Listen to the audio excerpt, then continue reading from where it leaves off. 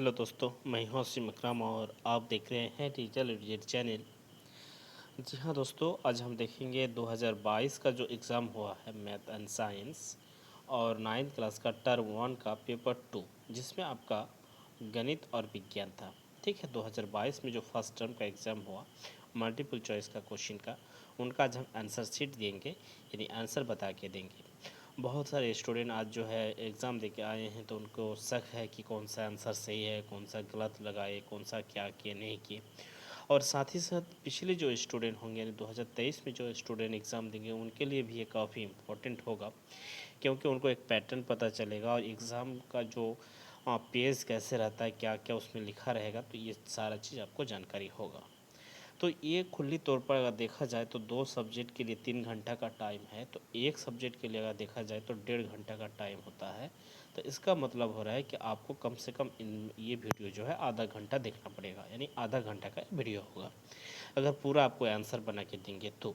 अगर सिर्फ ऑप्शन नहीं बताएंगे, क्वेश्चन बताते जाएंगे, तो उसमें जो है आपको समझ में नहीं आएगा, तो फिर बात सही नहीं होगा। तो इसमें हम पूरा आपको जो है आंसर बना बना के देंगे। साथ ही साथ जो जो आंसर ऐसे इजीली समझ में आ जाएगा उसको टिक कर देंगे, लेकिन जो जो आंसर थोड़ा सा उसको मतलब क्लियर करने का बात होगा तो उसको हम क्लियर करेंगे। तो खैर जो भी है, अभी फिर आपका जो है नेक्स्ट एग्ज़ाम के लिए आप तैयार हो जाइए। और इसमें अभी थोड़ा सा जो है, अगर एग्ज़ाम कल ही है तो आप इसको मत देखिए। हो सकता है कि अपलोड होने के बाद एग्ज़ाम अगर ख़त्म हो जाए तो उसके बाद देखिएगा तो ज़्यादा अच्छा रहेगा, क्योंकि आपका नेक्स्ट एग्ज़ाम फिर ख़राब जा सकते हैं। तो इसमें जो है सबसे पहले आपको देखना होगा कि इसका पेपर 2 का नाम से इसको जाना जाता है, इसको पेपर 2 के नाम से जानेंगे। ठीक है, पेपर 2 में आपको मैथ और साइंस 2 सब्जेक्ट रहेंगे। ठीक है, गणित और विज्ञान। ठीक है, इनमें हमको टोटल फुल मार्क जो है 80 2 सब्जेक्ट में। इसमें कुछ कुछ चीज़ लिखा गया, इसको आप पढ़ सकते हैं। ये आपका जो है निर्देश है, जनरल इंस्ट्रक्शन जिसको हम बोल सकते हैं, सामान्य निर्देश है, किसमें कितना क्वेश्चन है, क्या है नहीं है। हाँ, तो ये सब चीज़ आपको रहेगा। ये आपका अंदर वाला चीज़ है, इसको भी हम आपको दिखा दिए। ठीक, पूरी तरीक़ा से यहाँ पे आपको 8 पॉइंट था, 8 पॉइंट आपको दे दिए। ठीक है। उसके बाद हम यहाँ सब शुरू करते हैं क्वेश्चन नंबर 1। पहला क्वेश्चन बहुत इजी क्वेश्चन है। निम्नलिखित में कौन परिमेय संख्या है? यहाँ पे कौन परिमेय संख्या है? तो इजीली जो स्टूडेंट पढ़े हैं वो तो बोलेगा कि ये तो परिमेय संख्या नहीं है। रूट में जो आएंगे वो परिमेय संख्या नहीं होते, पाई भी परिमेय संख्या नहीं है। अब 9 क्लास के बच्चों फंस जाएंगे कि इसमें राइट लगाइए, इसमें राइट लगाइए, कौन सही होगा। ठीक है, तो ये दोनों क्वेश्चन में थोड़ा सा कन्फ्यूजन हो जाता है स्टूडेंट को, बच्चे के लिए। लेकिन हालांकि जो टीचर हैं, जो थोड़ा बहुत पढ़े हैं, यानी जो 9th में है या 12 में गए हैं, उनके लिए ईजी है समझना। लेकिन 9th क्लास के बच्चों के लिए 2 ऑप्शन थोड़ा सा क्रिटिकल हो जाता है। तो इसको हमको समझना है कि किसी का अंश में 4 है, यानी 4 है, अंश में कुछ है और नीचे वाला उसका होता है हर, यानी हम उसको समझते हैं हिस्सेदारी करने वाला, यानी भागीदारी। तो ज़मीन अगर मान के चलिए, इसको एग्जाम्पल के लिए हम समझाएं कि 4 बीघा आपके पास ज़मीन है और ज़मीन को लेने वाला कोई नहीं है, तो ऐसा स्थिति नहीं होता है। तो इसको हम लोग अपरिभाषित बोलते हैं। लेकिन 0/4 यानी 0 बीघा ज़मीन है, यानी ज़मीन नहीं है, लेकिन वो लोग 4 भाई है, ऐसा स्थिति हो सकते हैं। इसलिए ये आपका जाएगा परिमेय संख्या में। ठीक है, इसका राइट आंसर 3 चला जाएगा। अब देखते हैं 3 नंबर क्वेश्चन, ना 2 नंबर क्वेश्चन। 2 नंबर क्वेश्चन में यहाँ पे बताया जा रहा है कि निम्नों में कौन परिमेय संख्या 3/4 के बीच स्थित है, यानी कौन सा ऐसा संख्या है कि जो 3/4 के बीच स्थित है। ठीक है, तो इसको अगर हम देखें नॉर्मली के रूप से, अगर तो इसको हम इसी तरीक़ा से ये कर सकते हैं। अगर इसको हम 3 रुपया को 2 भाग करेंगे तो 1.5 रुपया करके आएगा, यानी 3 हमको पार नहीं कर रहा है। 4 रुपये को 2 भाग करेंगे तो 2/2 हो जाएगा। 1 रुपया को 2 भाग करेंगे तो कितना हो जाएगा? 1.5 रुपया हो जाएगा। यदि हम 7 को अगर हम 2 से भागा करेंगे, देखिए यहाँ पे दिया गया है, स्टूडेंट ने इसको रॉप किया था, तो 3.5 आ रहा है, यानी 3 और 4 के बीच ये स्थित है। तो इसका अर्थ हो रहा है कि ये आपका 4 नंबर राइट आंसर जाएगा। अगला क्वेश्चन यहाँ पे हम देखते हैं 3 नंबर क्वेश्चन। ये भी जो है 9 क्लास के स्टूडेंट अगर थोड़ा सा वो पढ़े हैं तो ये इजीली से तरह से वो सॉल्व कर पाएंगे। अगर रट्टा मार के पढ़े हैं सिर्फ अगर ऑब्जेक्टिव क्वेश्चन, तो इसको भी नहीं बना पाएंगे। तो इसको हम लोग जानते हैं कि परिमेय को परिमेय की संख्या के साथ गुण और अपरिमेय को अपरिमेय के साथ गुण करेंगे। यानी 6 को 2 से गुना करेंगे तो 12 और रूट फाइव के चलते एक गो 5 आएगा, 2 रूट यानी रूट 5 का स्क्वायर, तो वो स्क्वायर भी खत्म हो जाएगा, रूट भी खत्म, तो 5 आ जाएगा। तो 12 को अगर 5 से गुना करेंगे तो 12 पच्चे 60 आ जाएगा। ठीक है, नेक्स्ट क्वेश्चन देखेंगे यहाँ पर। तो इसको देखते ही समझ में आ जाता है कि a plus B into A minus B, तो ए स्क्वायर यानी 5 का स्क्वायर हो जाएगा माइनस रूट अंडर 5 का स्क्वायर हो जाएगा। ठीक, अब 5 का अगर स्क्वायर करेंगे तो ये 25 आएगा, और रूट 5 का अगर स्क्वायर करेंगे तो रूट भी खत्म स्क्वायर भी खत्म, तो 25 माइनस 5 तो 20। इसका राइट आंसर पहला जाएगा। नेक्स्ट अब देखते हैं हम लोग, यहाँ पे बताया जा रहा है कि 1/2 के हर का परिमेयकरण करने पर प्राप्त संख्या। परिमेयकरण का अर्थ होता है हर परिमेयकरण, यानी 1/√2 है, तो अब हमको ऊपर नीचे √2 से गुना करना होगा, तो नीचे आ जाएगा √2, तो ऊपर 1 से अगर गुना करेंगे तो ऊपर में हो जाएगा √2 और नीचे हो जाएगा √2 का स्क्वायर हो जाएगा, तो 2 आ जाएगा। तो यहाँ पे √2/2 कहाँ पे है देख लीजिए, तो यहाँ पे अगर सॉरी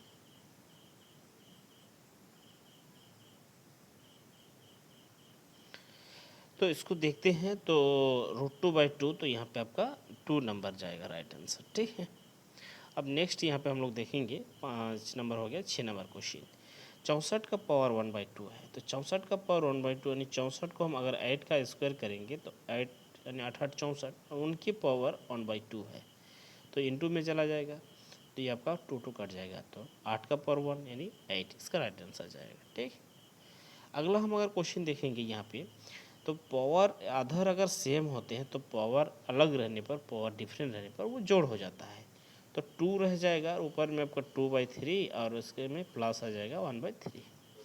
अगर 2 का पावर हम यहाँ पे एलसीएम ले तो 3 आ जाएगा, तो 2 प्लस क्या हो जाएगा 1, और जोड़ेंगे तो ऊपर हो जाएगा 3 3 3 कट जाएगा 1 हो जाएगा, यानी 2 का पावर 1, यानी 2 का पावर 1 मतलब 2।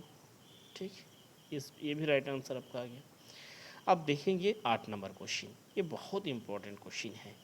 निम्नों में बहुपद कौन बहुपद है, यहाँ पे कौन सा पद जो है बहुपद में है। तो हम लोग जानते हैं कि बहुपद तभी होगा जब चर का पावर यानी x हो y हो, इनका पावर माइनस नहीं होना चाहिए, ऋणात्मक नहीं होना चाहिए, भिन्न संख्या में नहीं होना चाहिए। तो यहाँ पे हम देखेंगे तो x का पावर रूट अर्थात x का पावर 1/2 के रूप में है।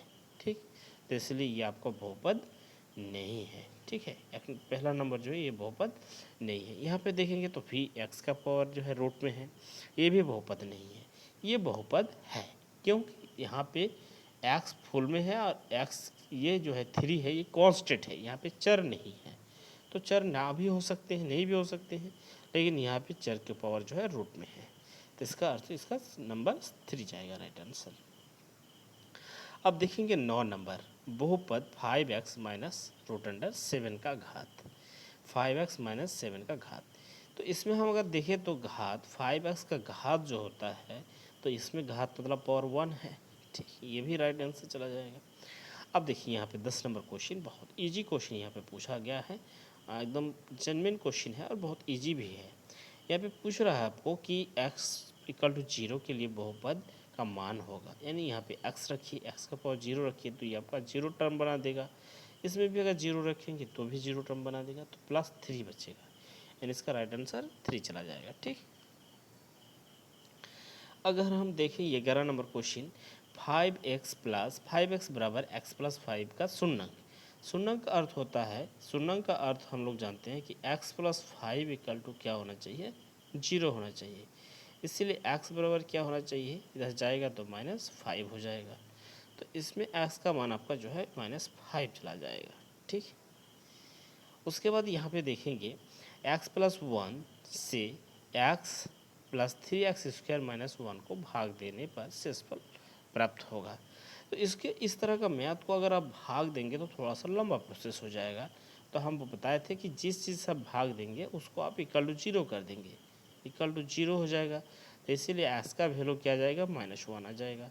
उस साइड ले जाएंगे तो इक्वल चिन्ह को साइड, यानी इसमें हमको क्या करना होगा, x का वैल्यू हमको 1 रखना पड़ेगा। ठीक है, इसमें हमको x का वैल्यू 1 रखना पड़ेगा। तो यहाँ पे 1 रखेंगे तो 1 आ जाएगा, -1, तो यहाँ पे क्या हो गया -1।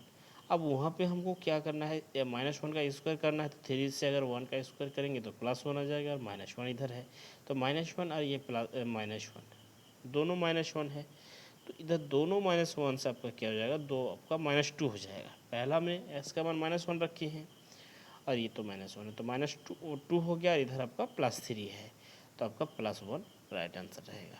ठीक, ये आपका राइट आंसर जाएगा। अगला क्वेश्चन हम देखते हैं 13 नंबर। 12x² - 7x + 1 का गुणनखंड है। तो गुणनखंड के लिए मिडिल फैक्टर आपको करना चाहिए।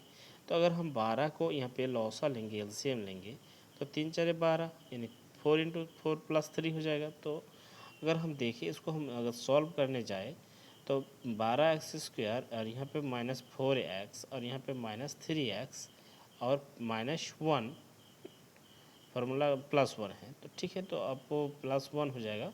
12x² -4x और -3x और +1। अब इन दोनों से हमको क्या खींचना है, 4x खींचना है, तो यहाँ बचेगा मेरा x और यहाँ पे बचेगा -1, क्योंकि 4x खींच लिए हैं। अब यहाँ से हमको -1 खींचना है, तो बचेगा क्या, 3x माइनस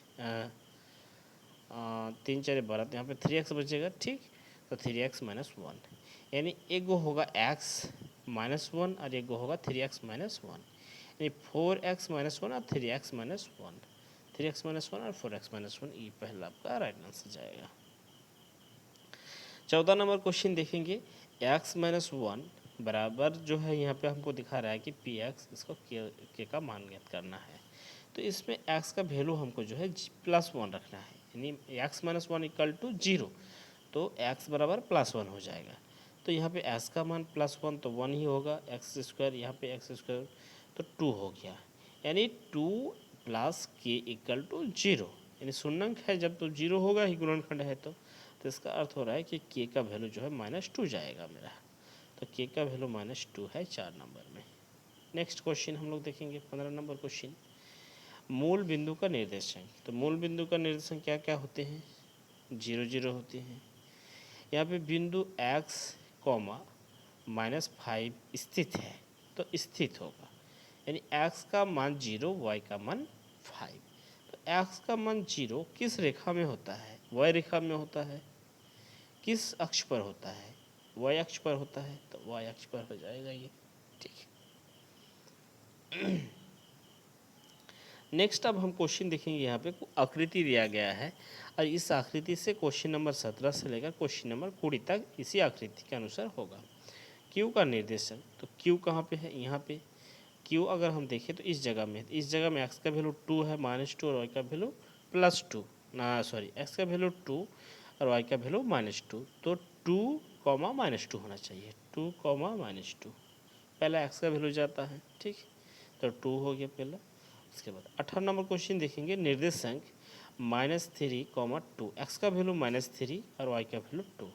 तो यहाँ पे हमको देखना होगा कि एक्स का वैल्यू -3 और वाई का वैल्यू 2 +2, तो मेरा एस बिंदु को डिनोट करता है। तो यहाँ पे हम एस बिंदु चला जाएगा। तो इस बिंदु कहाँ पे है, 4 नंबर में है, तो ये राइट आंसर हो गया। अब हम अगला देखते हैं, बिंदु पी का भुज। भुज किसको बोलते हैं, एक्स अक्ष को। तो यानी पी का जो है एक्स में क्या मान है, पी बिंदु का एक्स का मान जो है 0 है। पी बिंदु में एक्स का मान 0 है, तो भुज मेरा क्या हो जाएगा, 0 हो जाएगा, भुज 0 हो जाएगा। और नेक्स्ट अब देखते हैं आर का कोटि। कोटि का अर्थ होता है वायु अक्ष। तो आर है यहाँ पे, आर जो है इसका वाई अक्ष है -3, तो इसका कोटि हो जाएगा क्या, -3 हो जाएगा। तो कोटि आपका -3 चला जाएगा इसमें। ठीक, तो उम्मीद करते हैं कि आप लोग को ये चीज़ समझ में आ रहे हैं। अब हम 21 नंबर क्वेश्चन को यहाँ पे डिस्कस करते हैं। 2 चर वाले रैखिक समीकरण का मानक रूप, यानी 2 चर वाले जो होते हैं रैखिक समीकरण, यानी पावर, ये तो आपका 2 चर वाले नहीं है, 1 चर वाले हैं। यहाँ पे 2 चर वाले रैखिक समीकरण ये है, ये तो 2 चर वाले है, 1 चर वाले है, लेकिन ये द्विघात भी है। ये 2 चर वाले हैं लेकिन एक में द्विघात है, तो इसका राइट आंसर 2 नंबर जाएगा। आप देखते हैं 22 नंबर क्वेश्चन यहाँ पे डिस्कस करते हैं। समीकरण 2x plus 3y equal to 0 की तुलना ax plus by plus c equal to 0 से करने पर a b c का मान होगा। तो इसको अगर हम करेंगे तो 8 जो है मेरा इधर लाएंगे तो -8 इक्वल टू 0 हो जाएगा। तो इसका अर्थ हो रहा है c का वैल्यू मेरा -8 होना चाहिए, a का वैल्यू 2, b का वैल्यू 3 और सी का वैल्यू -8। ए का वैल्यू 2, बी का वैल्यू 3, सी का वैल्यू ए का वैल्यू 2, ये तो भी गलत हो गया। ए का वैल्यू 2, बी का वैल्यू 3 और सी का वैल्यू -8। ये आपका राइट आंसर जाएगा। ठीक, तो सी नंबर इसका राइट आंसर है। अब देखते हैं 23 नंबर क्वेश्चन को। x plus Y equal to 7 है तो हल है। तो कि कब ये हल होगा? तो पहला नंबर अगर हम क्वेश्चन यहाँ पे देंगे तो दोनों 0 0 है, तो ये नहीं होगा। यास का वैल्यू अगर हम 3 बैठेंगे, वाई का वैल्यू 0 तो भी 7 नहीं होगा। यास का वैल्यू अगर हम 0 बैठेंगे और वाई का वैल्यू 4 तो भी नहीं होगा। यास का वैल्यू 3 और वाई का वैल्यू 4 जोड़ने के दोनों को तो 7 हो जाएगा, यानी इसका राइट आंसर 4 नंबर, ये राइट आंसर जाएगा। ठीक, 24 नंबर क्वेश्चन देखते हैं। एक्स बराबर 4 वाई बराबर 1 किस समीकरण का हल है? तो आप यहाँ पे अगर यहाँ पे देखते हैं एक्स का वैल्यू 4 रख देते हैं, वाई का वैल्यू 1 रख देते हैं, तो ये बराबर हो जाता है, तो यही हल हो जाएगा। यहाँ पे अगर हम रखेंगे एक्स का वैल्यू तो 4 2 8 और वाई का वैल्यू रखेंगे 1 तो 9, लेकिन यहाँ पे 9 तो है नहीं, तो इसका मतलब और हमको जांच करने की कोई ज़रूरत ही नहीं है, इसमें मेरा इक्वेशन सॉल्व हो जा रहा है, तो यही आपका राइट आंसर जाएगा। 25 नंबर क्वेश्चन है, निम्नों में 2 चर वाले रैखिक समीकरण है। तो ये जो आपका 4 ऑप्शन है, तो इसमें 2 चर वाले रैखिक समीकरण कौन है? तो पहला नंबर जो क्वेश्चन है ये तो एक चर वाले हैं, ये भी एक चर वाले हैं, ये भी एक चर वाले हैं, लेकिन हालांकि तीनों रैखिक समीकरण हैं, लेकिन तीनों एक चर वाले हैं, एक चर है सब में, लेकिन इसमें आपका 2 चर है, तो इसका जो है राइट आंसर 2 चला जाएगा। ठीक, अब नेक्स्ट हम क्वेश्चन यहाँ पे देखते हैं 26 नंबर क्वेश्चन। एक्स अक्ष का समीकरण है, एक्स अक्ष जो है उसका समीकरण क्या होंगे? तो एक्स अक्ष का समीकरण एक्स इक्वल टू 0, एक्स अक्ष का समीकरण यानी हमको ये वाला इक्वेशन देखना है, तो इसमें एक्स का वैल्यू कुछ आएगा लेकिन वाई का वैल्यू 0 आ जाएगा, तो एक्स अक्ष का समीकरण वाई इक्वल टू 0 होना चाहिए मेरे हिसाब से। ठीक है, अब ये भी देंगे तो वो अलग हो जाएगा, कांस्टेंट कुछ वैल्यू आ जाता है।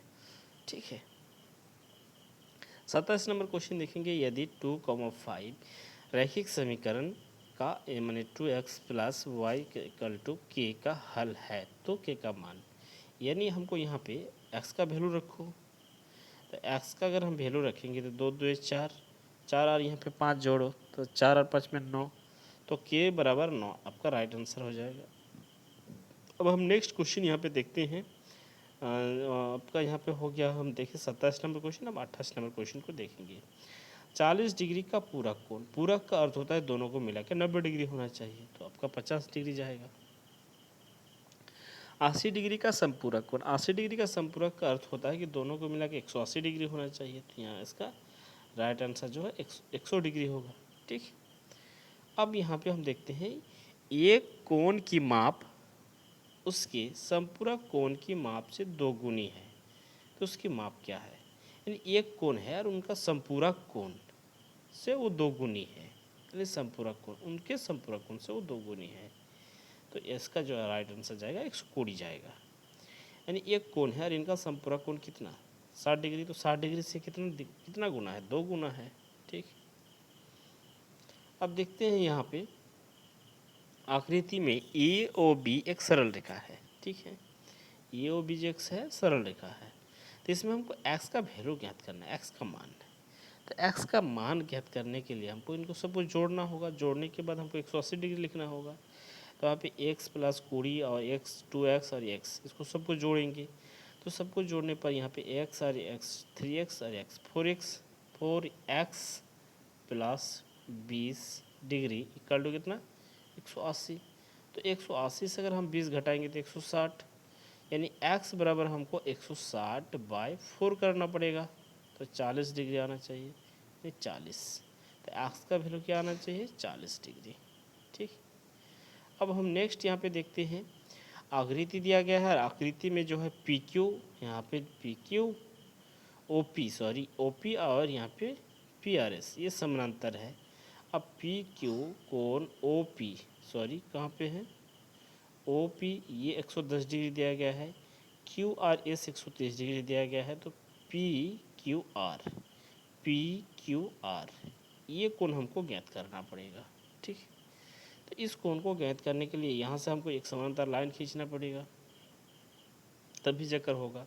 तो समानांतर लाइन अगर खींच दिए तो हम जानते हैं कि इन दो कोण का अंत कोणों का योग 180 डिग्री होता है। चलिए इसको फ्रेश करके हम बनाते हैं, ऐसे एक समानांतर रेखा खींच देते हैं। चलिए बढ़िया सब खींचते हैं, फिर समानांतर लाइन खींच दी। तो इन दो कोण यानी ये कोण और ई कोण, इन दोनों का योग कितना होता है, 180 डिग्री होता है। तो इस कोण का मान अगर 110 डिग्री है तो इसका मान कितना आएगा, 70 डिग्री आएगा, 70 डिग्री। अब अगर हम देखें कि ये अगर दो पैरेलल लाइन है और ये अगर तिर्यक रेखा है तो इस कोण और इस कोण का मान कितना डिग्री बराबर होना चाहिए।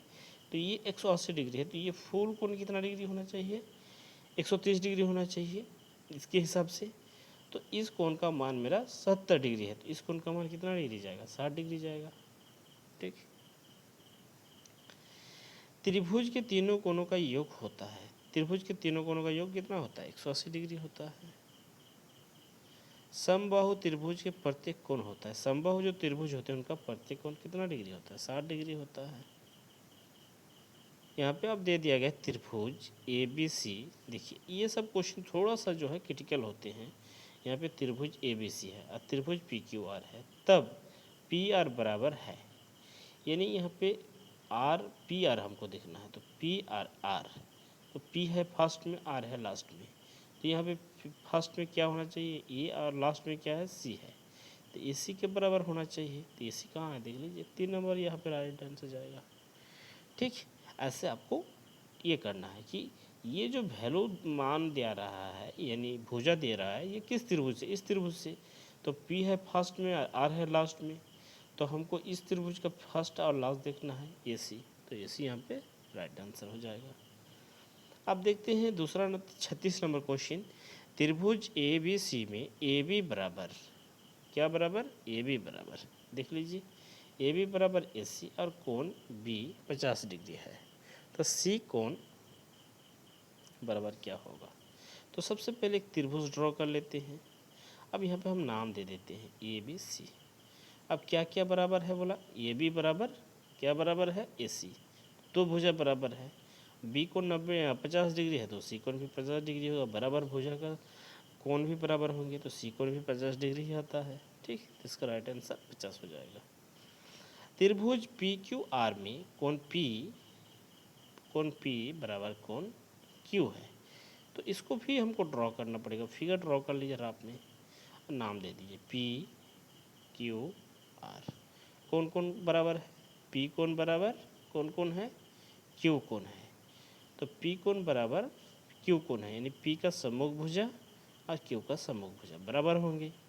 तो यहाँ पे हमको सम्मुख में क्या रखा है, क्यू आर, तो इसका सम्मुख में क्या जाएगा, पी आर जाएगा। तो पी आर कहाँ पे है, ये राइट आंसर हो जाएगा। ठीक,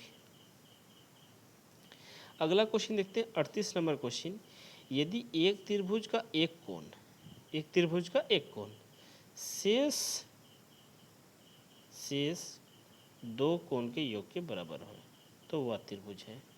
यानी यदि एक त्रिभुज का एक कोण, कोई एक कोण, ठीक है, यानी ऐसे ड्रॉ कर ले कोई एक कोण, नहीं इस कोण को मान लिया 90 डिग्री। बचा जो दो शेष कोण है उन दोनों शेष कोण के योग के बराबर है, तो ये कौन सा त्रिभुज होगा, तो ये समकोणी त्रिभुज हो सकते हैं, इसके अलावा कोई दूसरा त्रिभुज नहीं। 39 नंबर क्वेश्चन देखेंगे। निम्नों में से कौन सर्वांग समता की कसौटी है। तो साइड एंगल एंगल एंगल ये भी है, एंगल एंगल एंगल नहीं ये नहीं हो सकता है। साइड एंगल साइड ये भी है, साइड साइड एंगल ये भी है, एंगल साइड साइड ये भी है। यानी एंगल एंगल सर्वांग समरूप का हो सकता है लेकिन सर्वांग समता का कसौटी नहीं है। ठीक है, तो सर्वांग समता की कसौटी है पूछा गया आपको, तो साइड एंगल साइड ये कसौटी है। ठीक,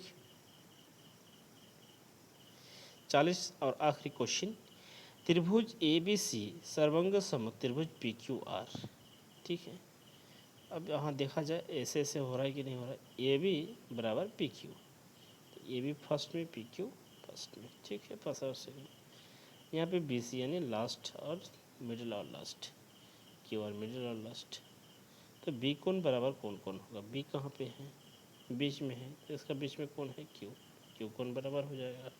ठीक, ऐसे ऐसे मुँह ज़बानी ये सब का आंसर किया जा सकता है। तो हम उम्मीद करेंगे कि आप लोग को ये वीडियो पसंद आए होंगे और अपने मित्रों को, दोस्तों को शेयर कर दीजिए ताकि उसको कन्फ्यूजन क्लियर हो जाए कि कौन कौन क्वेश्चन जो है राइट आंसर किए हैं, गलत किए हैं, और एक इसमें से आपको एक जो है एनालिसिस मिल जाएगा और आपको कैसे पढ़ना पड़ेगा ये भी आपको ध्यान में रखना होगा। और बहुत सारे स्टूडेंट हमको कमेंट करते हैं जब हम मॉडल सेट देते हैं तो सर आप आंसर नहीं बताते हैं। आंसर इसलिए नहीं बताते कि को बहुत सारे ढेर सारे वीडियो यूट्यूब चैनल में पड़े हुए हैं। अब जो लोग जो प्लेलिस्ट में जाकर उन सब वीडियो को पहले देख लीजिए, तो आपको जो है कन्फ्यूजन क्लियर हो जाएगा, क्योंकि कितना क्वेश्चन हम बता चुके हैं। मान के चलिए ये क्वेश्चन आज हम बता दिए, अब फिर मान के चलिए कभी नेक्स्ट टाइम अगर इसको हमको देना है या देंगे तो फिर इस तरह हमको आंसर करने करके तो फिर टाइम बर्बाद होते हैं। तो इसलिए हम कोशिश रखते हैं कि आप लोग जो है उसको एनालिसिस करें, पढ़ें, और फिर जब फाइनल होगा तब फिर हम आंसर इसको देते हैं। तो इस वीडियो में यहीं तक, फिर मिलते हैं नेक्स्ट वीडियो में। थैंक यू, धन्यवाद।